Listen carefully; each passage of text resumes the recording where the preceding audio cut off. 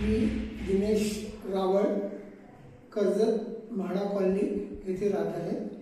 तेथे मला जाधव मॅडम भेटल्या आणि त्यांनी कॅम्पिंगच्या बाबतीत आम्हाला सांगितलं जीविक हॉस्पिटलच्या बद्दल आणि आम्हाला आयुर्वेदिक हॉस्पिटलच्या यासाठी आम्ही ट्रीटमेंटसाठी ॲडमिट झालो आणि मला अस्थमाचा त्रास होता, अँजिओप्लास्टी माझी झालेली आहे, वॉलच्या साठी माझं ट्रीटमेंट होती अस्थमानी आणि मला कफ छाती कमरेचा त्रास होता।